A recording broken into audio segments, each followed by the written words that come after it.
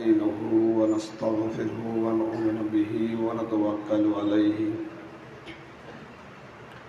ونعوذ بالله من شرور أنفسنا ومن سيئات أعمالنا من يهده الله فلا مضل له ومن يضلل فلا هادي له ونشهد أن لا إله إلا الله وحده لا شريك له وأشهد أن محمدا عبده ورسوله أما بعد فإن خير الحديث كتاب الله وخير الهدي هدي محمد صلى الله عليه وسلم وشر الأمور محدثاتها وكل محدثات بدعة وكل بدعة ضلالة وكل ضلالة في النار فقد قال الله تعالى في كلامه المجيد والفرقان الحميد أعوذ بالله من الشيطان الرجيم بسم الله الرحمن الرحيم يا أيها الناس اتقوا ربكم الذي خلقكم من نفس واحدة وخلق منها زوجها وبث منهما رجالا كثيرا ونساء واتقوا الله الذي تساءلون به والأرحام إن الله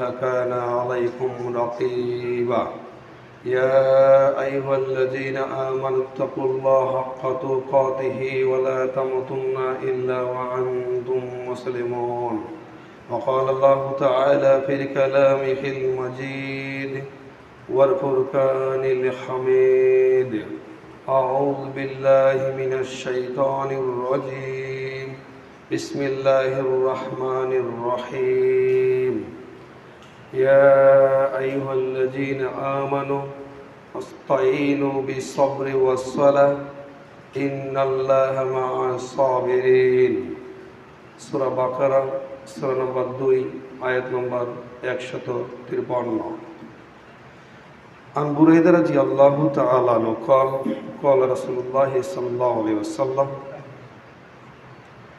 بين العبد وبين الكفر ترك الصلاة رواه ابن ماجه سند صحيح عن جابر بن عبد الله رضي الله تعالى عنه قال قال رسول الله صلى الله عليه وسلم من ترك الصلاة متعمدا فقد كفر رواه الترمذي سند صحيح সম্মানিত উপস্থিতি, সমস্ত প্রশংসা মহান আল্লাহ তাআলার জন্য, যিনি আজকে আমাদেরকে এই শাওয়াল মাসের দ্বিতীয় জুমার দিনে দুনিয়াবি বিভিন্ন ব্যস্ততাকে দূর করে দিয়ে সুস্থতার সহিত মসজিদে আসার, কিছু সালাত আদায় করার এবং কিছু কোরআন এবং হাদিসের আলোচনা শোনার ও বলার জন্য তৌফিক দান করেছেন। আমরা সকলেই তেনার প্রতি আন্তরিকভাবে শুকরিয়া আদায় করি, বলি আলহামদুলিল্লাহ। শান্তি বর্ষিত হোক তিনার প্রতি, যিনি সাইয়্যিদুল মুরসালিন, খাতামুন নবী, মানবতার দূত, যার আনুগত্য ছাড়া জান্নাত পাওয়া যায় না, যার শাফাত ছাড়া জান্নাতের আশা করা যায় না। তিনার প্রতি আমরা সকলেই আন্তরিকভাবে দুরূদ পাঠ করে বলি সাল্লাল্লাহু আলাইহি ওয়াসাল্লাম। সম্মানিত উপস্থিতি, আজকে জুমার দিনে খুতবার আলোচনার বিষয় সালাতের গুরুত্ব, সালাত আদায়ের গুরুত্ব সম্পর্কে গুরুত্বপূর্ণ তথ্য বড় সংক্ষিপ্তভাবে বিবরণের চেষ্টা করব ইনশাআল্লাহুল আজিজ। অবশ্যই আমরা নামাজ না বুঝে সালাত বোঝার চেষ্টা করব। কেন? কারণ যেহেতু এই নামটি আল্লাহ তাআলা দিয়েছেন, তাহলে কি হুজুর নামাজ বলা কি যাবে না? জি যাবে, তবে নামাজ বলার চেয়ে সালাত বলাই উত্তম, যেহেতু আল্লাহ তাআলা এই নামটি আমাদেরকে জানিয়ে দিয়েছেন এবং কোরআনুল কারিমে আল্লাহ তাআলা উল্লেখ করেছেন। যেহেতু কোরআনুল কারিমে উল্লেখ করেছেন, আল্লাহ তাআলা রাসূল সাল্লাল্লাহু আলাইহি সাল্লাম বলেছেন, কোনো মানুষ যদি আল্লাহকে সন্তুষ্টি অর্জন করার জন্য কোরআন মাজিদ থেকে একটি হরফকে তেলাওয়াত করে, তাহলে আল্লাহ তাআলা তার আমলনামায় 10টি নেকি প্রদান করে, বলেন সুবহানাল্লাহ। উল্লেখিত হাদিস থেকে প্রমাণিত হয়, তাহলে সালাত বললে কয়েকটি হরফ রয়েছে, তাহলে নেকির আশা করা যায়। কিন্তু নামাজ বললে নেকি হতেও পারে, না হতেও পারে। অতএব আমরা নামাজ না বলেই সালাত বলার চেষ্টা করব ইনশাআল্লাহ। বলছিলাম সালাতের গুরুত্ব। এই পৃথিবীতে আল্লাহ তাআলাকে সন্তুষ্ট অর্জন করার জন্য যত ইবাদত রয়েছে, তার মধ্যে সর্বশ্রেষ্ঠ ইবাদত যার নাম হচ্ছে সালাত আদায় করা। অবশ্যই আমরা আগ থেকে শুনে এসেছি যে সিয়াম পালন করা একটি দামি ইবাদত। অবশ্যই দামি ইবাদত। কেন? কারণ যেহেতু রাসূল সাল্লাল্লাহু আলাইহি ওয়াসাল্লাম উল্লেখ করেছেন যে পৃথিবীতে আল্লাহকে সন্তুষ্ট অর্জন করার জন্য মানুষ যত ইবাদত করবে, কোনো ইবাদতের জন্য আল্লাহ তাআলা নিজের হাতে নেকি দিবেন এইরকম পাওয়া যায় না ইল্লা সিয়াম, একমাত্র সিয়াম ব্যতীত। বলেন সুবহানাল্লাহ। তাহলে অবশ্যই আপনি হজ করতে পারেন প্রায় ৬-৭ লক্ষ টাকা খরচ করে, কিন্তু এটার নাকি আল্লাহ তাআলা নিজের হাতে দিবেন এ কথা আল্লাহ নবী বলেনি। কিন্তু সিয়াম পালন করলেই আল্লাহ তাআলা নিজের হাতে দিবেন, এর চেয়ে আর উত্তম মর্যাদাবান কি হতে পারে? সুবহানাল্লাহ। তাহলে এ থেকে প্রমাণিত হয় যে সিয়াম পালন করা অবশ্যই একটি দামি ইবাদত, কিন্তু এরপরেও যেই ইবাদত দিয়ে আল্লাহ তাআলার বেশি কাছাকাছি হওয়া যায় সেটা হচ্ছে সালাত আদায় করা। বলেন সুবহানাল্লাহ। সিয়াম যদি মানুষ ইবাদত না করে কিন্তু সালাত যদি আদায় করে থাকে, তাহলে সিয়াম পালন না করার কারণে তার গুনাহ হবে, কথা ঠিক, কিন্তু সে ইসলাম থেকে বেরিয়ে যাবে না। কিন্তু সিয়াম যদি পালন করে আর সালাত যদি আদায় না করে থাকে, তাহলে ওই সিয়ামের কোনো মূল্য হবে না। এই থেকে প্রমাণিত হয় যে সিয়ামের চেয়েও আরো গুরুত্বপূর্ণ যেটি ইবাদত সেটা হচ্ছে সালাত আদায় করা। রাসূল সাল্লাল্লাহু আলাইহি সাল্লাম বলেছেন, আল্লাহর কাছে সবচেয়ে দুইটি জিনিস অতীব প্রিয়, অতীব দামি। এক, কোনো বান্দা যখন আল্লাহর জন্য কাঁদে, এই কাদার যে 2 ফোঁটা চোখের পানি রয়েছে, এটা আল্লাহর কাছে যত প্রিয় এরকম প্রিয় আর কোনো কিছু হতে পারে না। বলেন সুবহানাল্লাহ। 2, কোনো মুসলিম মানুষ যখন অমুসলিমের সাথে জিহাদ করবে, জিহাদের মাধ্যমে তার শরীর থেকে রক্তের ফোঁটা যখন পড়ে যাবে শরীর থেকে অস্ত্রের আঘাতে অমুসলিমের, এই রক্তের ফোঁটা আল্লাহর কাছে যত প্রিয় এরকম প্রিয় আর আল্লাহর কাছে কোনো কিছু হতে পারে না। বলেন সুবহানাল্লাহ। উল্লেখিত হাদিস প্রমাণ করে তাহলে বান্দা যখন আল্লাহর জন্য কাঁদে, চোখের পানি বের করতে পারে, এটা আল্লাহর কাছে অনেক গুরুত্ব। অফিরিয়াতিন, অন্য বর্ণনায় রাসূল সাল্লাল্লাহু আলাইহি সাল্লাম বলেছেন, গাভীর ওলান থেকে বাট থেকে দুধ বের করার পরে দুধ আবার ওলানে ঢুকিয়ে দেওয়া যেমন অসম্ভব, গাভীর ওলান থেকে বাট থেকে দুধ বের করার পরে, দুধ দহন করার পরে এই দুধ আবার বাটের ভিতরে ওলানের ভিতরে ঢুকিয়ে দেওয়া যেমন অসম্ভব, কোনো মানুষ যদি আল্লাহর জন্য 2 ফোঁটা চোখের পানি পড়ে এই লোকেরও জাহান্নামে যাওয়া অসম্ভব। বলুন সুবহানাল্লাহ। তাহলে আমি বুঝাতে চাচ্ছিলাম, কোনো মায়ের বেটা আছে যে গাভী থেকে দুধ দোহান করার পরে আবার দুধ সেখানে ঢুকে দিতে পারে? পারবে? এমন কেউ আছে? পারবে না। এটা যেরকম অসম্ভব, ঠিক কোনো মানুষ যদি আল্লাহর জন্য কাঁদে তাহলে এই লোকেরও জাহান্নামে যাওয়া সেরকম অসম্ভব। বলুন সুবহানাল্লাহ। তাহলে কাঁদলেই 2 ফোঁটা চোখের পানি পড়লেই এই লোক জান্নাতি। আমি বুঝাতে চাচ্ছিলাম, এরপরেও যদি ওই লোক দিন রাত শুধু কান্না করতে থাকে, চোখের পানি বের করে, কিন্তু যদি সালাত আদায় না করে থাকে, তাহলে এই কান্না কোনো কাজে আসবে না। সালাতটা ঠিক রেখেই তাকে কান্না করতে হবে, সালাতটা ঠিক রেখে তাকে চোখের পানি বের করতে হবে, এটাই মূলত নিয়ম। কারণ আনাস রাদিয়াল্লাহু তাআলা আনহু বলেন, রাসূল সাল্লাল্লাহু আলাইহি সাল্লাম বলেছেন, কাল বিচারের মাঠে মানুষকে প্রথম জিজ্ঞাসিত করা হবে তার সালাত সম্পর্কে। বিচার মাঠ যখন আসবে, যখন বিচার মাঠে মানুষকে বিচার করা হবে, তার বান্দাকে আল্লাহ তাআলা যখন বিচার করবেন, তখন তার প্রথম তার নিয়ে আসবে তার সালাত। যার সালাত টিকবে তার পিছনে যত ইবাদত রয়েছে সেটা টিকবে, আর যদি সালাতে যদি না টিকে থাকে তাহলে তার পিছনে যত বড় ইবাদত থাকুক না সেটা কোনো কাজে আসবে না। 10 তালা আপনি মসজিদ করে দিয়েছেন, কোনো কাজে আসবে না যদি সালাত আদায় না করে থাকেন, এটাই ঠিক। এই হাদিস প্রমাণ করে। অতএব তাহলে সালাত হচ্ছে একটি গুরুত্বপূর্ণ ইবাদত। সালাত শব্দের অর্থ হচ্ছে প্রার্থনা করা, দোয়া করা। মানুষ সালাতে দাঁড়াতে গেলে দোয়া করবে, প্রার্থনা করবে।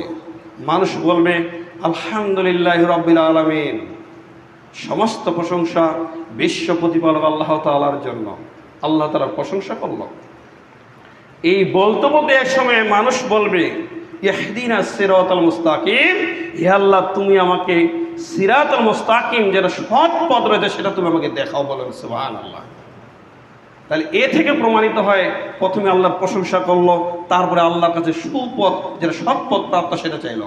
শেষের দিকে বলছেন গায়রুল মাগদুবি আলাইহিম ওয়ালাদ-দাল্লিন, তুমি সেই পথ আমাকে দেখাইও না যারা অভিশপ্ত হয়েছে, যারা ধ্বংস হয়েছে, যারা মাগদুবি হয়েছে, যাদেরকে তুমি ধ্বংস করেছ, সেই পথে তুমি আমাকে চালিত করিও না। আপনি দোয়া করছেন, এই সালাত শব্দটাতে দোয়া করা, প্রার্থনা করা। বলছিলাম সালাত একটি গুরুত্বপূর্ণ ইবাদত। পবিত্র কোরআন মাজিদে আল্লাহ তাআলা যত ইবাদতের কথা বলেছেন তার মধ্য থেকে সালাতের কথা যত জায়গায় উল্লেখ করেছেন, এর চেয়ে আর অন্য কোনো ইবাদতের কথা এত জায়গায় উল্লেখ করেননি। সালাতে একমাত্র জীবন বিধান পরিচালনার মুসলিম হিসেবে দাবি করার একমাত্র বড় একটি মাধ্যম। সাহাবীগণ বলতেন, আমরা ঐক্যমত পোষণ করছি, আমাদের জামানায় যত ইবাদত যদি কোনো মানুষ ছেড়ে দিত, আমরা তাকে কাফের হিসেবে সম্বোধন করতাম না। হজ করার দরকার ছিল, টাকা রয়েছে কিন্তু হজ করেনি, এরপরে আমরা তাকে কাফের বলতাম না। জাকাত দেওয়ার দরকার ছিল, সম্পদ ছিল কিন্তু জাকাত দেয়নি, এরপরে আমরা তাকে কাফের বলিনি, কাফের হিসেবে আমরা মেনে নিইনি। সিয়াম পালন করার দরকার ছিল কিন্তু তারপরে সিয়াম পালন করেনি, তারপরে আমরা তাকে কাফের হিসেবে সম্বোধন করিনি। কিন্তু যখনই মানুষ সালাত আদায় করেনি তখনই আমরা তাকে কাফের হিসেবে বিবেচনা করেছি। বলুন সুবহানাল্লাহ। তাই এ থেকে প্রমাণিত হয় যে তাহলে যারা সালাত আদায়কারী তাদের জন্য আল্লাহ তাআলা কত মর্যাদা রেখেছেন। তারাই মুসলিম যারা সালাত আদায় করে। তাহলে যারা সালাত আদায়কারী তারা নিজেকে গর্ব করে বলবে যে আমি মুসলিম। বলেন সুবহানাল্লাহ। বলছিলাম শানে মুসলি একরাম, এই মর্মে আল্লাহ তাআলা বলেন সূরা বাকারা সূরা নম্বর 2 আয়াত নম্বর 153। আল্লাহ তাআলা বলেন, ইয়া আইয়ুহাল্লাযিনা আমানু, হে বিশ্বাসীগণ, আস্তাইনু বিসসবরি ওয়াস সালাহ, তোমরা ধৈর্য এবং সালাতের মাধ্যমে আমার কাছে কিছু চাও। আল্লাহ তাআলা শিখিয়ে দিচ্ছেন, ইয়া আইয়ুহাল্লাযিনা আমানু, হে বিশ্বাসীগণ। হিন্দুকে বলিনি, খ্রিস্টানকে বলিনি, ইহুদিকে বলিনি, অমুসলিমকে বলিনি। যারা মুসলিম, যারা বিশ্বাসী, যারা ঈমান এনেছে, আমি তোমাদেরকে বলছি আস্তাইনু বিসসবরি ওয়াস সালাহ, তোমরা ধৈর্য এবং সালাতের মাধ্যমে আমার কাছে কিছু চাও। তাহলে এ থেকে বোঝানো যায় যে মানুষ আল্লাহর কাছে কিছু চাইবে, এ কথাই ঠিক।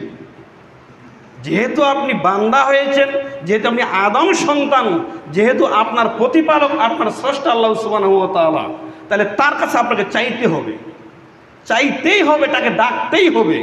তাহলে যেহেতু আপনাকে চাইতে হবে, কিভাবে চাইবেন? ধৈর্য এবং সালাতের মাধ্যমে। যে ব্যক্তি সালাত আদায় করে না, তাহলে মনে করুন সে কখনো তার প্রতিপালককে ডাকে না, তার কাছে কিছু চায় না। ইসলামের বড় মূলনীতি হচ্ছে সালাত আদায় করা। একটা হিন্দুও দেখবেন, কিছু কিছু হিন্দু রয়েছে তারা মূর্তি পূজা করে না। ওই হিন্দুও দেখবেন জেনা করে না, ওই হিন্দুও দেখবেন নেশা করে না, ওই হিন্দুও দেখবেন চুরি ডাকাতি করে না, ওই হিন্দুও দেখবেন যত অন্যায় কাজ রয়েছে মানুষকে ঠকায় না। তো এইগুলো তো সব কিছু ইসলামের মধ্যে রয়েছে, কি নেই? জেনা করা নিষেধ ইসলামে রয়েছে, চুরি করা নিষেধ ইসলামে রয়েছে, সমস্ত কাজেই তো ইসলামের মধ্যে রয়েছে। তাহলে পার্থক্যটা কোথায়? পার্থক্য ওই হিন্দু সালাত আদায় করে না কিন্তু মুসলিম সালাত আদায় করে। বলুন সুবহানাল্লাহ। তাহলে এ থেকে প্রমাণিত হয় যত বড় হিন্দু ভালো কাজ করুন না কেন, কিন্তু ততক্ষণ পর্যন্ত তাকে মুসলিম হিসেবে তাকে সার্টিফিকেট দেওয়া যাবে না, কতক্ষণ? যতক্ষণ সে সালাত আদায় করবে না। বলুন সুবহানাল্লাহ। ভালো কাজ থাকতে পারে, একটা হিন্দুও জেনা করে না, একটা মুসলমানও জেনা করে না, সমান সমান, কিন্তু সে কি মুসলমান নয়। কারণ যতক্ষণ পর্যন্ত সে সালাত আদায় করবে না ততক্ষণ পর্যন্ত আপনি ওই হিন্দুকে কখনো মুসলিম বলতে পারবেন না। সম্মানিত মুসলিম একরাম, তো আল্লাহ তাআলা বলেন তোমরা ধৈর্য এবং সালাতের মাধ্যমে আল্লাহর কাছে কিছু চাও। এরপর বলছে ইন্নাল্লাহা মা'আস সাবিরিন, নিশ্চয়ই ধৈর্যশীলের সাথে আল্লাহ তাআলা রয়েছেন। বলেন সুবহানাল্লাহ। তাহলে সালাত আদায় আপনি করছেন, করে আল্লাহকে বলছেন, আল্লাহ আমার ছেলে মেট্রিক পরীক্ষা দিচ্ছে, আমার ছেলেকে তুমি রেজাল্ট ভালো করে দিও, বলতে পারেন। কার কাছে চাইবেন? আল্লাহর কাছেই তো চাইতে হবে, না পীরের কাছে চাইবেন? হ্যাঁ, কোন ইমামের কাছে চাইবেন? নেতার কাছে চাইবেন? আল্লাহর কাছেই চাইতে হবে। আল্লাহ, আমার সন্তান ম্যাট্রিক পরীক্ষা দিচ্ছে, তুমি তার রেজাল্ট ভালো করে দিও। তো রেজাল্ট পরীক্ষা দিচ্ছে মার্চের 1 তারিখে শুরু, রেজাল্ট হবে প্রায় 4 থেকে 5 মাস বা 3 মাস পরে, কেমনটা নয়? তো এই সময়টা আপনাকে কি করতে হবে? ধৈর্য ধারণ করতে হবে। এই কথা আল্লাহ তাআলা বোঝাতে চাচ্ছেন। তুমি ধৈর্য ধারণ করো, সালাতের মাধ্যমে আমার কাছে কিছু চাও। শুধু আজকে চাইবেন আর কালকেই দিয়ে দিবে, আজকেই চাইবেন রাতেই দিয়ে দিবে, এমনটা নয়, এমনটা নয়। আপনি হয়তো চাচ্ছেন, আল্লাহ আমার একটি বড় শখ রয়েছে, যারা ইয়ং জেনারেশন, যে আমার কোনো কিছু চাওয়া নেই, আমার তোমার কাছে শুধু একটাই চাওয়া, যে আমাকে একটি মোটরসাইকেল দিয়ে দাও। চাইতে পারে, কোনো যুবক কি চাইতে পারে না? তার শখ হতে পারে এরকম। কিন্তু এমনও তো হতে পারে যে তার মোটরসাইকেল আপনি আল্লাহর কাছে চাইলেন ঠিকই তোমার মোটরসাইকেলের জন্য, কিন্তু যদি এমনটা হয় যে এই মোটরসাইকেল কিনলেই তুমি অ্যাক্সিডেন্ট হয়ে মারা যাবে, তা আল্লাহ তাআলা না দেওয়াটাই তো তোমার কল্যাণ, কি তাই না? এরকম মনে আছে কিনা ঘটনা? তাহলে হয়তো তোমাকে দেয়নি মানে আল্লাহ তাআলা তোমার কল্যাণ চেয়েছেন, বলুন সুবহানাল্লাহ। তাহলে যেটা আল্লাহ তাআলা দেন সেটাও কল্যাণ, আর যেটা না দেন সেটাও কল্যাণ। কিন্তু চাইতে হবে কার কাছে? আল্লাহর কাছে। মহান আল্লাহ বলেন সূরা আনকাবুত আয়াত নম্বর 45, আল্লাহ তাআলা বলেন, ইন্না সালাতা তানহা আনিল ফাহশাই ওয়াল মুনকার ওয়ালা যিকরুল্লাহি আকবার। নিশ্চয়ই মানুষকে অন্যায় অশ্লীলতা কাজ থেকে বিরত রাখে এই সালাত। আল্লাহ তাআলা বলেন, নিশ্চয়ই এই সালাত মানুষকে অন্যায় অশ্লীলতা কাজ থেকে বিরত রাখে। তাহলে আপনি যত কিছু পৃথিবীতে ভালো কাজ করেন না কেন, কিন্তু যদি আপনি সালাত আদায় না করে থাকেন, তাহলে আপনি অন্যায় থেকে বিরত থাকতে পারবেন না। আপনি যত কিছু ভালো কাজ করেন না কেন, যদি আপনি সালাত আদায় না করে থাকেন, তাহলে আপনি অশ্লীলতা কাজ থেকে বিরত থাকতে পারেন না। আপনি সালাত আদায় করেন না 5 ওয়াক্ত, টাকা হয়েছে হজ করতে গিয়েছেন, তাই তো দেখবেন হজ করার পরও কিছু হাজি মানুষ বাড়িতে এসে তারপর কোদাল নিয়ে আলি বাড়িয়ে দেয়, কি আছে না? অন্যায় থেকে বিরত থাকতে পারবে না, কারণ সে পূর্ণ এখনো সালাত আদায়কারী হতে পারেনি। আল্লাহ তাআলা ওই কথায় বলছেন, নিশ্চয়ই এই সালাত মানুষকে অন্যায় এবং অশ্লীলতা কাজ থেকে বিরত রাখে।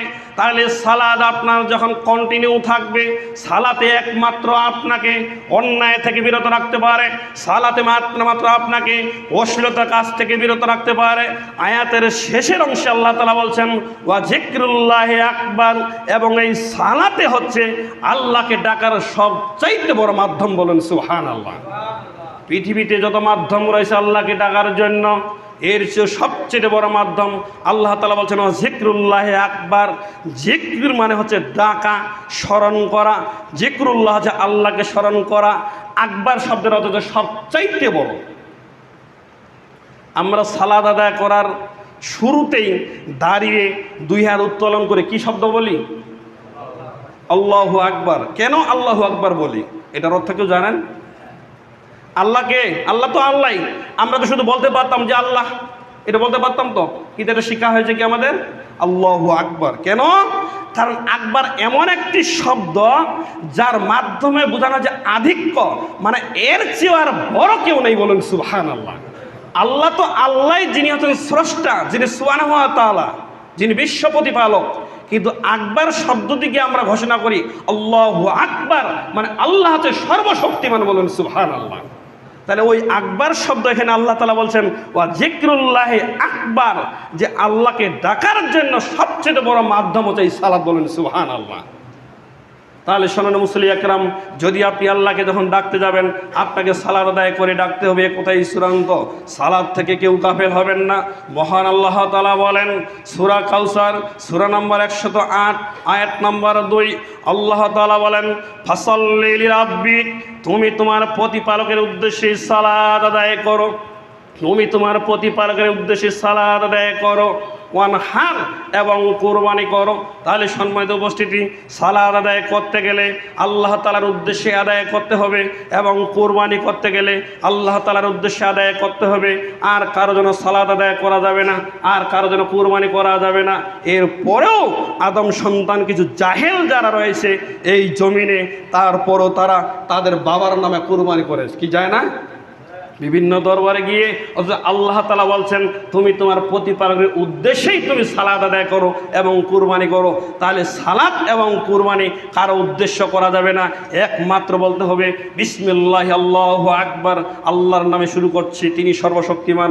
এই কথাই বলে মনে করতে হবে যে আল্লাহ সুবহানাহু ওয়া তাআলার নামে আমি কুরবানি করলাম। সম্মানিত মুসল্লি একরাম, একটি হিন্দুর বাড়িতে, একটি অমুসলিমের বাড়িতে, একটি অমুসলিম ইহুদিদের বাড়িতে আপনি সব কিছু খাইতে পারেন, কোনো সমস্যা নেই, কিন্তু তাদের জবাইকৃত প্রাণী খাওয়া যাবে না। কেন?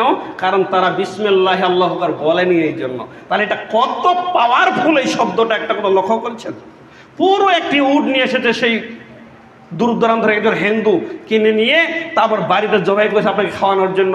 কমপক্ষে উটটার দাম হয়ে ধরেন 2 লক্ষ টাকা, কিন্তু আপনি খাইতে পারবেন না যতক্ষণ পর্যন্ত ওটাতে বিসমিল্লাহ আল্লাহু আকবার বলা হয়নি। তাহলে এই শব্দটার কত মূল্যায়ন করে বিসমিল্লাহ আল্লাহু আকবার। বিসমিল্লাহ আল্লাহু আকবারের মাধ্যমে পুরা 2 লক্ষ টাকার উটটা আপনার জন্য জায়েজ, আর যদি এটা না বলে তাহলে সেটা না জায়েজ। মাত্র এই শব্দটা তাহলে কত মূল্যবান। সালাত আদায় করতে হবে, কোথায় শ্রান্ত। শোনেন মুসল্লি একরাম, বলছিলাম এই সালাতের গুরুত্ব অপরিসীম। এই গালাত সালাতের বর্ণনা করতে গিয়ে রাসূল সাল্লাল্লাহু আলাইহি ওয়াসাল্লাম বলছেন, তোমাদের সন্তানের বয়স যখন হবে 7 বছর, তখন তুমি তোমার সন্তানকে বলো, আব্বু আম্মু তুমি সালাত আদায় করো। বুঝিয়ে সুজিয়ে সন্তানকে সালাত আদায়ের কথা বলতে হবে। এরপরে রাসূল সাল্লাল্লাহু আলাইহি সাল্লাম বললেন, যখন তোমাদের সন্তানের বয়স 10 বছর হয়ে গেল, এরপরে যদি সালাত আদায় না করে থাকে তাহলে তাকে বেত্রাঘাত করার মাধ্যমে সালাত আদায় করাও। যে তুমি যদি সালাত আদায় না করো তাহলে তোমাকে বেত্রাঘাত করতে হবে, এই কথা আল্লাহ নবী নির্দেশ দিলেন আমাদেরকে। এরপরে রাসূল সাল্লাল্লাহু আলাইহি সাল্লাম বললেন, তারপরে যখন তোমার সন্তানের বয়স 15 বছর হয়ে গেল, এরপরেও যদি সেই সন্তান সালাত আদায় না করে থাকে তাহলে তার সাথে সম্পর্ক ছিন্ন করো। বলো নাউযুবিল্লাহ। আজ থেকে আপনার বয়স 60 বছর হয়েছে, কারোর 65 বছর হয়েছে, আপনি দেখেন তো আপনার জীবনে আপনি আপনার সন্তানকে সালাত আদায় না করার জন্য আপনি কয়দিন বেত্রাঘাত করেছেন? আপনি একটা দিয়ে চিন্তা করেন যে আমি যে এই কথা আল্লাহ নবী আমাকে নির্দেশ করেছেন যে তোমার সন্তানের বয়স 10 বছর হলেই বেত্রাঘাত করে সালাত আদায় করাইতে হবে, তাহলে আপনি কয়দিন আপনার সন্তানকে বেত্রাঘাত করেছেন বলেন? সন্তানের বয়স 20 বছর হয়েছে, টোটো কোম্পানি এখন পর্যন্ত সালাত আদায় করে না, আপনি কয়দিন তাকে মারপিট করেছেন? অন্যান্য কারণে আপনি অনেক টাকা মারপিট করেছেন, গরুগুলোকে মাঠ থেকে বাড়ি নিয়ে আসেনি, দোষ হয়েছে, তাকে মারপিট শুরু করে দিয়েছেন। পঞ্চগড়ে সিনেমা দেখতে গিয়েছে, একটা খারাপ কাজ, নোংরা কাজ, ঠিক আছে, তারপরে চলে এসেছে, ভুল করেছে, তাই আপনি তাকে লাঠি দিয়ে বেত্রাঘাত করেছেন। কিন্তু এ কথা ঠিক, কিন্তু ওই সিনেমা দেখার কারণে বেত্রাঘাত করা যত জরুরি, তার চেয়ে অনেক অনেক অনেক বেশি জরুরি হচ্ছে সালাত আদায় না করার কারণে বেত্রাঘাত করা। কিন্তু কয়দিন করেছেন আপনি? আল্লাহ নবী বলেছেন, যখন তোমাদের সন্তানের বয়স 15 বছর তারপর যদি সালাত আদায় না করে থাকে তাহলে তাকে বাড়ি ছাড়তে বলো, বাড়ি ছাড়তে হবে। বেটা, হয় তুমি সালাত আদায় করো, তাহলে এই বাড়িতে থাকার তোমার অধিকার আছে। যদি সালাত আদায় না করে থাকো তাহলে এই বাড়িতে তোমার থাকার কোনো অধিকার নেই। আপনার ছেলে মেট্রিক পাস করেনি, তাই আপনি বাড়ি থেকে বের করে দিচ্ছেন যে তোর আর এই বাড়িতে ভাত নেই, অনেক প্রমাণ আছে। কিন্তু সালাত আদায় করেন আপনি কয়জন বের করে দিয়েছেন? আপনার সন্তানকে বলুন, কয়জন বের করে দিয়েছেন? বাস্তবায়ন করি কয়েকজন? যদি আল্লাহ তাআলা ক্ষমা না করে তাহলে আমাদের কোনো উপায় না। আল্লাহকে বলছে, আল্লাহ তুমি রহমান, তুমি দয়াবান, তুমি আমাদেরকে ক্ষমা করো। সকলে আল্লাহু আমিন। আজ থেকে এইটুকু মনে করুন, যাদের বাড়িতে সন্তানি রয়েছে সালাত আদায় করে না, এই আইনটা বাস্তবায়নটা চালু করুন।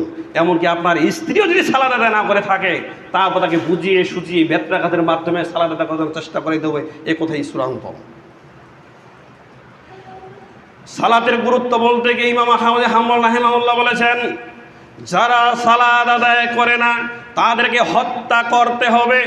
ইমাম আহমদ হাম্বল রাহিমাহুল্লাহ তিনি বলেছেন, ইমাম আবু হানিফা রাহমাতুল্লাহ আলাইহি তিনি বলেছেন, যারা সালাত আদায় করে না তাদেরকে জেলখানায় বন্দী করতে হবে এবং তাদেরকে পিটিয়ে সালাত আদায় করে দিতে হবে। সম্মানিত মুসল্লি একরাম, ইমাম মালিক রাহমাতুল্লাহ আলাইহি বলেছেন, যারা সালাত আদায় করে না তাদেরকে কতল করতে হবে, তাদেরকে হত্যা করতে হবে। সম্মানিত মুসল্লি একরাম, বলছিলাম বর্তমান জামানায় আরাবিয়ান ফতোয়া বোর্ড বলেছেন, স্বামী সালাত আদায় করে স্ত্রী সালাত আদায় করে না, তাহলে তার বিবাহ এমনি কেটে গেছে, কোনো কোর্ট কাছারির দরকার নেই। কথা কি বুঝতে পারছেন? স্ত্রী সালাত আদায় করে না কিন্তু স্বামী সালাত আদায় করে, তাহলে এই বিয়ে আর বিয়ের মধ্যে এটা এমনিতেই কেটে গেছে, এটার বিয়ে বন্ধন নেই। কারণ আল্লাহ নবী বলেছেন, যেটা জাবের ইবনে আব্দুল্লাহ রাদিয়াল্লাহু তাআলা থেকে বর্ণিত, তিনি বলেন যে সামি'তু রাসূলুল্লাহ সাল্লাল্লাহু আলাইহি ওয়াসাল্লাম, আমি রাসূল সাল্লাল্লাহু আলাইহি ওয়াসাল্লামকে বলতে শুনেছি। কি বলেছেন? মান তারাকা সালাতা মুতাআম্মিদান ফাকাদ কাফার। যে কোনো নারী, যে কোনো পুরুষ যদি ইচ্ছে করে সালাত ছেড়ে দিবে তাহলে সে কাফের হয়ে গেল। বলে নাউযুবিল্লাহ। তাহলে আপনার স্ত্রী যদি ইচ্ছে করে সালাত ছেড়ে দেয়, যদি ইচ্ছে করে সালাত ছেড়ে দেয়, তাহলে সে কি মুসলিম না কাফের? একজন মুসলমান আর কাফের কি সংসার করা কি ঠিক আছে? আপনি সালাত আদায় করছেন না, মুসলিম, আপনার স্ত্রী সালাত আদায় করে না, তাহলে সে কাফের। তাহলে কাফের আর মুসলিমের মধ্যে কি সংসার করাটা বৈধতা আছে? আমি আপনাকে বলিনি যে আজকে গিয়ে তালাক দিতে হবে, আমি এই কথা বলছি না। আমি শুধু বলছিলাম যে আপনি যে কর্তা, আপনি যে দায়িত্বশীল, আপনি কয়দিন আপনার স্ত্রীকে সালাতের কথা বলেছেন এটা বলেন। আল্লাহ তাআলা বলছেন, কু আনফুসাকুম ওয়া আহলিকুম নারা, তুমি এবং তোমার পরিবারকে তুমি জাহান্নামের আগুন থেকে বাঁচাও। তা আপনার স্ত্রী তো আপনার পরিবার, আপনার সন্তান তো আপনার পরিবার। আপনি সালাত আদায় করছেন, তাহাজ্জুদ আদায় করছেন, আলহামদুলিল্লাহ, নিজে জাহান্নাম থেকে বাঁচার চেষ্টা করছেন, কিন্তু আপনার স্ত্রীকে বাঁচানোর কয়দিন চেষ্টা করেছেন? আপনি কয়দিন বলেছেন যে উঠো আগে সালাত আদায় করতে হবে, ফজর আজান দিয়েছে উঠো আগে সালাত আদায় করতে, কয়দিন বলেছেন? কথা বলেন, এটা বলেন, এটা চাপান, এই কোথায় আমি আপনাকে বোঝাতে চাচ্ছি। সম্মানিত মুসল্লি একরাম, বলছিলাম হানাফি বিদ্বানদের মধ্যে একজন আলেম ছিলেন ভারতের, যার নাম হচ্ছে আশরাফ আলী থানভী রাহিমাহুল্লাহ, যিনি 1600 বই লিখেছিলেন। তিনি সালাতের গুরুত্ব বলতে গিয়ে একটি কথা বলেছেন। তিনি বলেছেন, কোনো মহিলার যদি সন্তান বাচ্চা প্রসবের বেদনা উঠে যায়, কোনো মহিলার যদি সন্তান বা বাচ্চা প্রসবের বেদনা উঠে যায়, এমতা অবস্থায় অর্ধেকটা সন্তান বের হয়েছে, অর্ধেকটা সন্তান বের হয়নি, এমতা অবস্থায় যদি সালাতের জন্য আজান দিয়ে দেয়, তাহলে তাকে ওই অবস্থায় তাকে সালাত আদায় করতেই হবে। কি বুঝলেন? এটা বিধান নয়, কিন্তু তিনি সালাতের গুরুত্ব বোঝাতে গিয়েছেন। সালাতটা যে এত ইম্পর্টেন্ট একটা ইবাদত, এই কোথায় আশরাফ আলী থানভী রাহিমাহুল্লাহ বলেছেন যে অর্ধেকটা সন্তান বের হয়েছে, অর্ধেকটা বের হয়নি। এটা কত কষ্টকর একটা সময় হতে পারে, চিন্তা করুন। এই সময় যদি সালাতের টাইম হয়ে যায়, তাহলে তাকে ওই অবস্থায় সালাত আদায় করতে হবে, এই কোথায় তিনি বলেছেন। বলেন সুবহানাল্লাহ। কিন্তু মাসালা এটা নয়, ফতুয়া এটা নয়, কিন্তু আমি সালাতের গুরুত্ব বলার জন্য এই কথাটা পেশ করছি।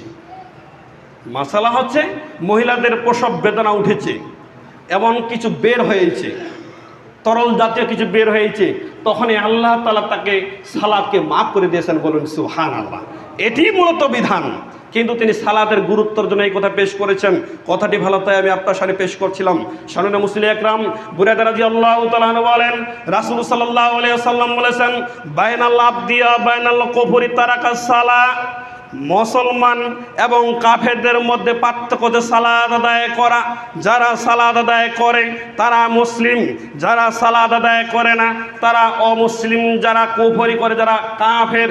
এটা বুরায়দা রাদিয়াল্লাহু তাআলা আনহু বলেন যে রাসূল সাল্লাল্লাহু আলাইহি ওয়াসাল্লাম বলছেন, কাফের এবং মুসলিমদের মধ্যে পার্থক্য হচ্ছে সালাত আদায় করা। তাহলে যারা মুসলিম তারা সালাত আদায় করবে, যারা কাফের তারা সালাত আদায় করবে না।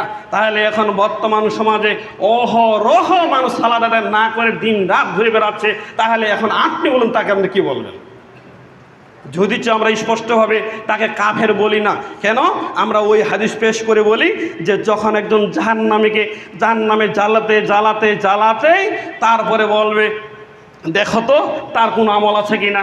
তারপর যখন দেখবে যে ওই ব্যক্তির একটি আমল রয়েছে, যেটি হচ্ছে কালেমা শাহাদাত বা কালেমা তাইবা, যে লা ইলাহা ইল্লাল্লাহু ওয়া আন্না মুহাম্মাদুর রাসূলুল্লাহ, এটা তার বিশ্বাস রয়েছে, সে পুরোদিন শিরক করেনি, তখন আল্লাহ তাআলা বলেন ফেরেশতাকে, তাকে উঠাও, তারপর পানিতে চুবাও, পানিতে চুবানোর পরে সে মানুষ রূপান্তর হয়ে যাবে, তখন তাকে বলে তুমি এখন জান্নাতে যাও। বলেন সুবহানাল্লাহ।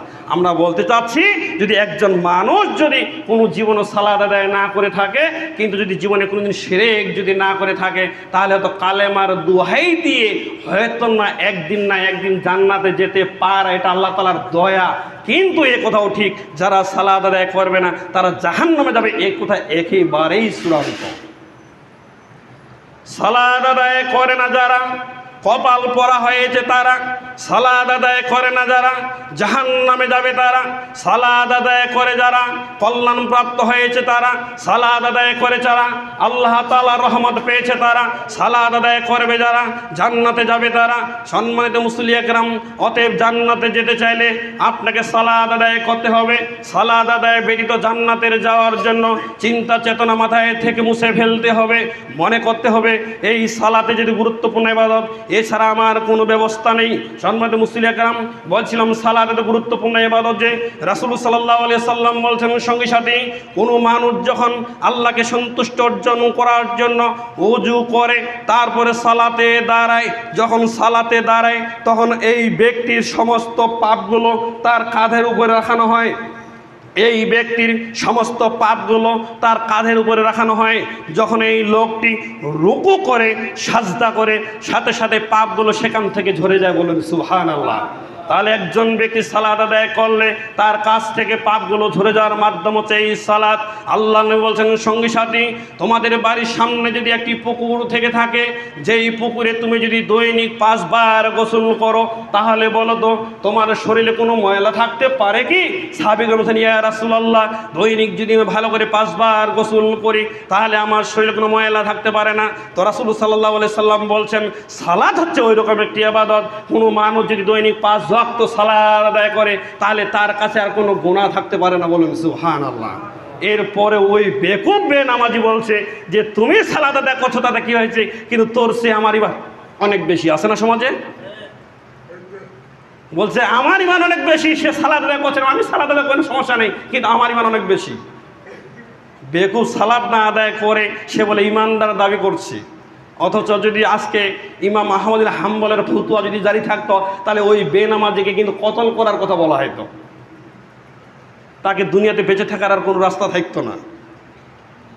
সম্মানিত মুসল্লি একরাম, বলছিলাম যখন এক সাহাবীকে রাসূল সাল্লাল্লাহু আলাইহি ওয়াসাল্লাম বলছেন তোমরা শুনে রাখো, এমন একটি সময় আসবে যেই সময়ের মধ্য থেকে অত্যাচারী শাসক বের হবে। এই অত্যাচারী শাসক তোমাদের কাছ থেকে মালকে ছিনিয়ে নিবে, তোমাদের মাল সম্পদকে ছিনিয়ে নিবে। তখন সাহাবী বলছেন ইয়া রাসূলুল্লাহ, তাহলে এই অত্যাচারী শাসকের বিরুদ্ধে কি আমরা অস্ত্র ধারণ করব না? আমরা কি তাদের বিরুদ্ধে যুদ্ধ ঘোষণা দিব না? তখন রাসূল সাল্লাল্লাহু আলাইহি সাল্লাম বলছেন না, যতক্ষণ পর্যন্ত ওই শাসক সালাত আদায় করবে ততক্ষণ পর্যন্ত তার বিরুদ্ধে জিহাদ করা যাবে না, বলেন সুবহানাল্লাহ। তাহলে এ থেকে প্রমাণিত হয় সালাত আদায় যতক্ষণ পর্যন্ত একটা মানুষ করবে তার সাথে জিহাদ করা হারাম, তার সাথে অন্যায় করা হারাম, তার সাথে অত্যাচার করা হারাম। যতক্ষণ পর্যন্ত কোনো ব্যক্তি সালাত আদায় করবে, যখনই সালাত আদায় করবে না তখনই তার বিরুদ্ধে যুদ্ধ ঘোষণা করা জায়েজ, সে যত বড় অত্যাচারী শাসক হোক না কেন। তাহলে সম্মানিত উপস্থিতি, আমি বলছিলাম তাহলে এ থেকে প্রমাণিত হয় যে সালাতের মূল্যায়ন কতটুকু হতে পারে। ঈদের দিনে বলেছিলাম, আবারও বলতে চাচ্ছি, আবু যর গিফারী রাদিয়াল্লাহু তাআলা আনহু বলেন, আমি একদিন রাসূল সাল্লাল্লাহু আলাইহি সাল্লামের সাথে শীতের সফরে আমি বের হইলাম, যেই সময়ের মধ্যে গাছের পাতা কিছু পাতা ঝরে পড়েছে, কিছু পাতা হলুদ আকার ধারণ করেছে। তারপরে আল্লাহর নবী যেতে যেতে একটি গাছের নিকটে গেলেন, গিয়ে একটি গাছের ডাল ধরে একটি ঝাঁকুনি দিলেন, সাথে সাথে গাছের পাতাগুলো থরথর করে ঝরে পড়ল। আমাকে বলছেন আবু যর, আমি বললাম লাব্বাইক ইয়া রাসূলুল্লাহ, আমি উপস্থিত, আমি হাজির, আপনি বলুন। তখন রাসূল সাল্লাল্লাহু আলাইহি সাল্লাম বলছেন, তুমি কি দেখেছো গাছের ডালের পাতাগুলো কিভাবে থরথর করে ঝরে পড়ল? আবু যর বলছে ইয়া রাসূলুল্লাহ, দেখেছি তো, আপনি ঝাঁকুনি দেওয়ার সাথে সাথে গাছের পাতাগুলো থরথর করে ঝরে পড়ল। আল্লাহর নবী বলেছেন, কোনো মানুষ যদি সালাতে দাঁড়ায় তাহলে তার কাছ থেকে তার জীবনের গুনাহগুলোকে এইভাবে থরথর করে ঝরে পড়ে যায়, বলেন সুবহানাল্লাহ। তাহলে সম্মানিত মুসল্লি একরাম, আমি বোঝাতে চাচ্ছিলাম গুনাহ ঝরাতে গেলে আপনাকে সালাত আদায় করতে হবে, নচেত আর কোনো রাস্তা নেই। আমি আপনাকে বোঝাতে চাচ্ছিলাম, বিশ্বাস করুন এই সালাতের গুরুত্ব বলতে গিয়ে মহান আল্লাহ তাআলা বিভিন্ন জায়গায় বলছেন, সম্পূর্ণ বলাটা আমার জন্য সময় নেই। তবে আমি বোঝাতে চাচ্ছিলাম, আল্লাহ তাআলা ঘোষণা দিচ্ছেন সূরা বাকারা সূরা নম্বর 2 আয়াত নম্বর 45, সূরা বাকারা সূরা নম্বর 2 আয়াত নম্বর 153, সূরা আনাম সূরা নম্বর 6 আয়াত নম্বর 162, সূরা তোহা সূরা নম্বর 20 আয়াত নম্বর 14, সূরা তোহা সূরা নম্বর 20 আয়াত নম্বর 132, সূরা ইব্রাহিম সূরা নম্বর 14 আয়াত নম্বর 40, সূরা মুমিনুন সূরা নম্বর 23 আয়াত নম্বর 2, সূরা আনকাবুত সূরা নম্বর 29 আয়াত নম্বর 45, সূরা মান সূরা নম্বর 107 আয়াত নম্বর 4, সূরা মান সূরা নম্বর 107 আয়াত নম্বর 5, সূরা কাউসার সূরা নম্বর 108 আয়াত নম্বর 2। এবার আল্লাহ তাআলা বিভিন্ন জায়গায় সালাতের কথাই বলেছেন, বলেন সুবহানাল্লাহ। কোরআন মাজিদে অহর জায়গায় শুধু সালাতের ঘোষণা করছেন আল্লাহ তাআলা।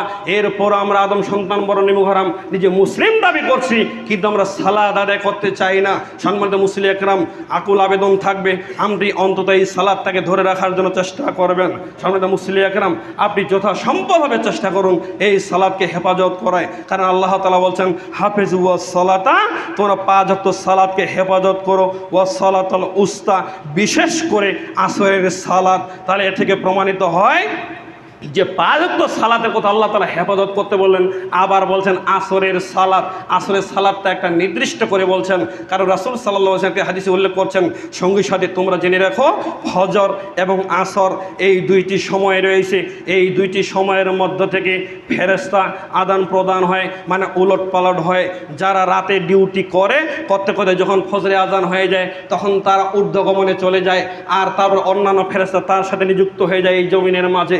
যখন আসর হয়ে যায় তখন এই ফেরেশতা আসমানে চলে যায়, দিনের বেলা ডিউটি করার পরে আবার নতুন ফেরেশতা চলে আসে। তাহলে এ থেকে বোঝানো হয় যে আসরের সময়টা খুব গুরুত্বপূর্ণ সময়, তাই আসরের সালাতটাকে হেফাজত করার জন্য চেষ্টা করুন। আমরা দেখতে পেয়েছি আদম সন্তান মাঠে ঘাটে বিভিন্ন ব্যস্ততার কারণে সবচাইতে অলসতা করে আসরের সালাতের, কি তাই না? সবচেয়ে আসরের সালাতের অলসতা করে, কিন্তু আল্লাহ তাআলা বলছেন যে তোমরা আসরের সালাতকে বিশেষ করে হেফাজত করো। এবং রাসূল সাল্লাল্লাহু আলাইহি সাল্লাম আবার বলছেন, কি বলছেন? যারা আসরের সালাতকে ঠিকমতো আদায় করে নিল তাহলে সেই ব্যক্তি জান্নাতে যাবে, বলুন সুবহানাল্লাহ। তাহলে আসরের সালাত একটি গুরুত্বপূর্ণ বিষয় এবং ফজরের সালাত একটি গুরুত্বপূর্ণ বিষয়। অতএব সম্মানীয় উপস্থিতি, এই 2টি সালাতকে বিশেষ করে যথাসময়ে আদায় করার জন্য চেষ্টা করবেন। আপনারা একেবারেই দেখা যায় আমরা গ্রাম অঞ্চলের মানুষ, আমরা মাঠে কাজ করতে করতে যখন দেখা যায় একেবারে সূর্য ডুবো হয়েছে, মাত্র 5-10 মিনিট 15 মিনিট হয়েছে, তখন তাড়াহুড়া করে ওষুধ 4 রাকাত সালাত আদায় করি, আছে না এরকম?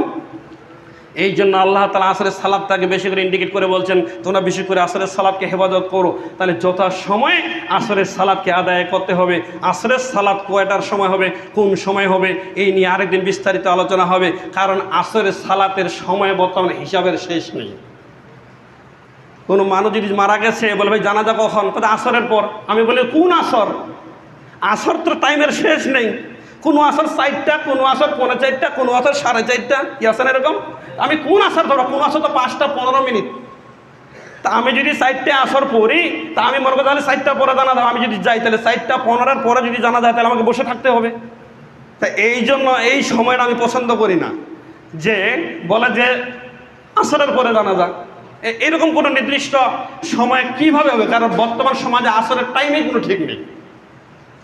আসরের টাইম কোনটা হবে বিশ্বাস করুন, আমি ইনশাল্লাহ আগামী জুমায় বা এর মাঝে কয়েক জুমায় ইনশাল্লাহ বলার জন্য চেষ্টা করব যে আসরের সালাতের ওয়াক্ত কখন হয়েছে, কোনটি সঠিক সময়। প্রায় 1 থেকে 1.5 ঘন্টা কম বেশি আহলুল জামাত এবং যারা বিভিন্ন আমাদের ভাইয়েরা রয়েছে তাদের মধ্যে 1 থেকে 1.5 ঘন্টা কম বেশি। এইভাবে হবে কেন? নবী কি 2টা? নবী কি 4টা?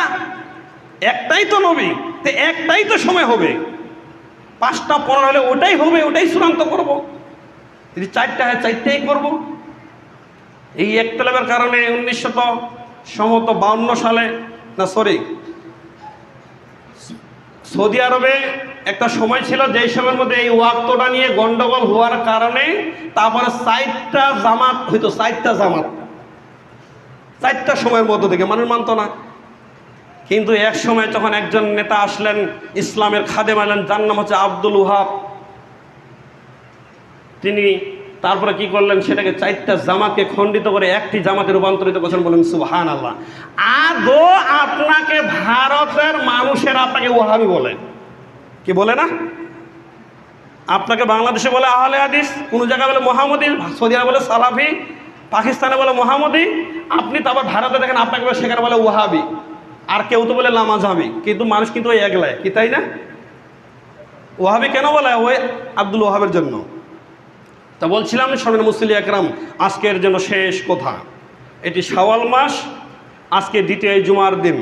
আমি এর আগে বলেছিলাম, আবারও আপনাকে গুরুত্বর জন্য বলছি, কি দেখুন যেটা আনাস রাদিয়াল্লাহু তাআলা আনহু বলেন, রাসূল সাল্লাল্লাহু আলাইহি সাল্লাম বলছেন, মান সামা রামাজানা, কোনো ব্যক্তি যদি রামাজানের সিয়াম পালন করলো, সুম্মা অতঃপর, অথবা আহু পালন করলো, সিত্তা মিন শাওয়াল, শাওয়াল মাসের 6টি সিয়াম। আল্লাহর নবী বলছেন, কোনো মানুষ যদি রামাজানের সিয়াম পালন করলো, অতঃপর শাওয়াল মাসের 6টি সিয়াম পালন করলো, তাহলে এই লোক পুরো 1 বছর সিয়াম পালন করে যে নেকি হবে, সেই নেকি তার আমলনামায় দিয়ে দেওয়া হলো। বলুন সুবহানাল্লাহ। তাহলে আমি যেটা বোঝাতে চাচ্ছিলাম, যদিও কিছু কিছু বিদ্বান এটাকে ভাগ করেছে যে তাহলে সাধারণত রামাজানের সিয়াম কয়টি, 29 বা 30টা ধরেন, 30টা না, আর 6টা কয়টা হলো 36টা। তা 36 দিয়ে 10 দিয়ে গুণ দিলে কত হবে জানেন না মনে হয়? 36 যদি 10 দিয়ে গুণ দেওয়া হয় তাহলে কত? 360। তা একটি হাদিসে রাসূল সাল্লাল্লাহু আলাইহি ওয়াসাল্লাম বলেছেন, আদম সন্তানের নেক আমল আল্লাহ তাআলা 10 গুণ পর্যন্ত বাড়িয়ে দেন। আছে না হাদিস? তার 10 গুণ, এই জন্য 360 মানে 1 বছরের লেগে দেখে দেন। কিন্তু আসলে এটা আমি বলছি না, কারণ 360টা কখনো আরবি মাস হয় না, আরবি দিন হয় না, বাংলা ইংরেজি হতে পারে, কারণ আরবি কখনো 30 কখনো 29। অতএব হলেই সাধারণত যেটা 354 দিন হয় 1 বছরে আরবি মাসের, সাধারণত 54, 55 অথবা 53 এরকম দিন পড়বে। তো যেটা বুঝে সেটা আমরা বলবো না, আমি শুধু এইটুকু বলতে চাচ্ছিলাম যে যদি কোনো মানুষ রামাদানের সিয়াম পালন করে এবং যদি 6টি এই মাসের সিয়াম পালন করে, তাহলে 1 বছরের গুণ আল্লাহ তাআলা, 1 বছরে যে নেকি দেওয়া সিয়াম পালন করে আল্লাহ তাআলা সেটি তা দিয়ে দেন। বলেন সুবহানাল্লাহ। এখন একটি সুসংবাদ যেটা বলতে চাচ্ছিলাম, আজকে হচ্ছে ইংরেজি মাসের কত তারিখ? 19 নাকি 19 না 20 তারিখ মনে হয় না, 19 তারিখ, 19 তারিখ।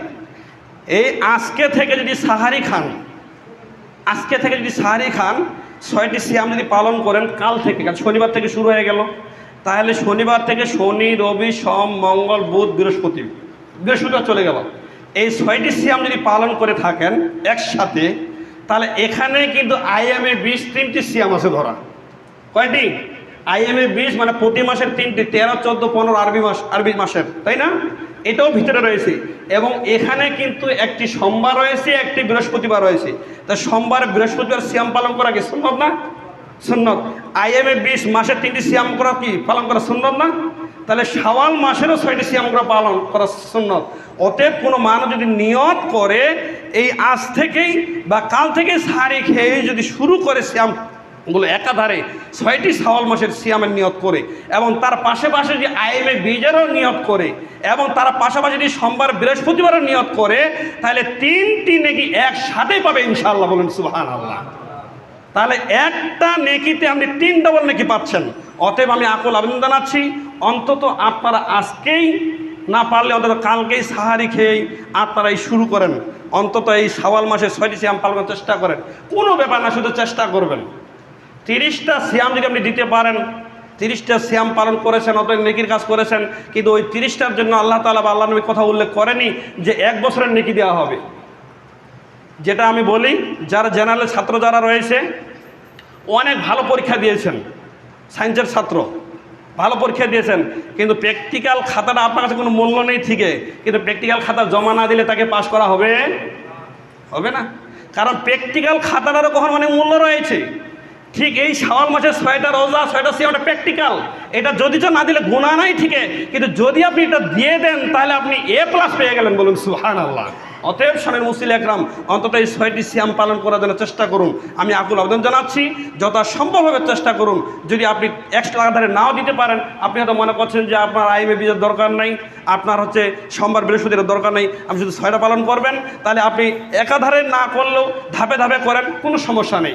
2 দিন পর পর করেন, কোনো সমস্যা নেই। 1 দিন পর পর করে তাও সমস্যা নেই, বরং শাওয়াল মাসের মধ্যেই দিতে হবে, এটি মূলত কথা সামনের মুসলিম একরাম।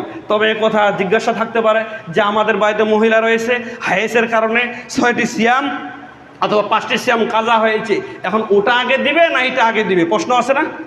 আছে কি না? তাই আমি বলবো যে কাজা সিয়াম যেটা হয়েছে এটা কিন্তু গুরুত্বপূর্ণ। এটা গুরুত্বপূর্ণ, কারণ এটি হচ্ছে ফরজ সিয়ামটা কাজা হয়েছে। অতএব এই মহিলা চেষ্টা করবে, বা যে কোনো পুরুষ মানুষেরও কাজা থাকতে পারে, সিয়াম থাকতে পারে না অসুস্থতার কারণে, তাহলে এই লোকটি চেষ্টা করবে আগে কাজাটাকে আদায় করার জন্য। এটি অবশ্যই উত্তম হবে। কাজাটা আদায় করার পরে তারপরে শাওয়াল মাসে 6টি সিয়াম পালন করবে। আর যদি এমন অবস্থায় পৌঁছে যায় যে আমার দ্বারা সম্ভব নয়, একসাথে 6টি সিয়াম কাজা হয়েছে হাইসের কারণে, আর এখানে 6টি সিয়াম শাওয়াল মাসের 12টি সিয়াম আমি দিতে পারছি না, তাহলে আমি বলবো তাহলে অন্তত শাওয়ালের সিয়ামটা আগে এখানে দিয়ে দেন। কারণ আয়েশা রাদিয়াল্লাহু তাআলা আনহা বলেন যে আমি রাসূল সাল্লাল্লাহু আলাইহি ওয়াসাল্লামের খেদমতের কারণে, সময় না পাওয়ার কারণে আমার কাজা সিয়ামটা আমি এর পরের রমাদানের পূর্বে শাবান মাস আমি কাজা আদায় করতাম। বলুন সুবহানাল্লাহ। তাহলে এ থেকে বোঝা যায় কাজা সিয়ামটা এর পরের রমাদানের পূর্বে যে শাবান মাস আছে তখন পর্যন্ত এইটা আদায় করা জায়েজ, আদায় করতে পারে। তবে যতই কাজা জিনিস তাড়াতাড়ি আমল করবেন ততই উত্তম হবে। কারণ কোন দিন আল্লাহর ডাকে সারা দেন এটা কি কেউ বলতে পারবে না। কাজা রেখে যদি মারা যান তাহলে জবাব দিতে হবে।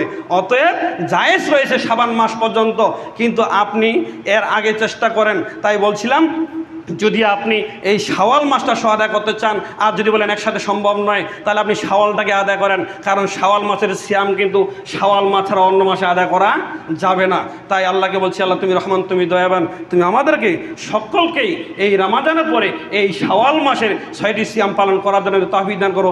সকলে আল্লাহু আমিন। হে আল্লাহ, তুমি আমাদেরকে সকলকে আল্লাহ রাসূলের পদ্ধতি অনুযায়ী জীবন পরিচালনা করার জন্য তৌফিক দান করো। আল্লাহু আমিন। হে আল্লাহ, বিশেষ করে আমাদের প্রত্যেকেই যারা আমরা রমাদান থেকে সালাত আদায় শুরু করেছি, আমাদেরকে তুমি আর বেসালাতি হওয়া থেকে বিরত রাখো। সকলে আল্লাহু আমিন। আল্লাহ, তুমি আমাদেরকে সকলকেই 5 ওয়াক্ত সালাত আদায় করার জন্য, আহল পরিবারকে সালাত আদায় করার জন্য তুমি তৌফিক দান করো। সকলে আল্লাহু আমিন। এই বলে আজকের জুমার খুতবা শেষ করছি। সাল্লাল্লাহু আলাইহি ওয়াসাল্লাম। ইন্নাল হামদুলিল্লাহি নাহমাদুহু ওয়া নাস্তাঈনুহু ওয়া নাস্তাগফিরুহু ওয়া নু'মিনু